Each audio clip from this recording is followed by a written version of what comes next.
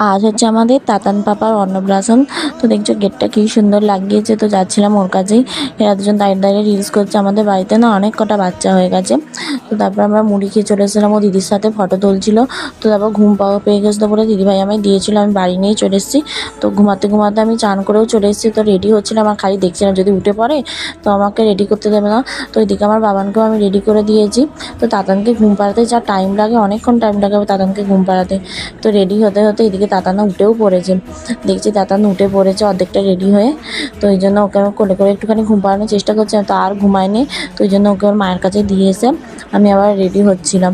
ও থাকলে আর রেডি হতে দিত না, তাও খিদেও পেয়ে গেছিলো। তো ওকে দিয়ে আমি এই যে রেডি হয়ে নিলাম।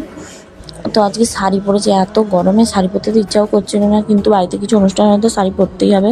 তো তারপর আমাদের বাড়িতে না 3টে বাচ্চা 4টে বাচ্চা, বাট খুব শিগগিরই 5 জন হয়ে যাবে। তো বাড়িতে অনেক কটা ছোটো ছোটো কুচো আছে। তো এই যে বাবানের তখন রেডি করে দিয়ে ও ফটো তুলতেছিল, আর বা তাতার সঙ্গেও ফটো তুলছিল। মামা ওকে ভাত খাওয়ার জন্য দেখছো কি সুন্দর সাজিয়ে দিয়ে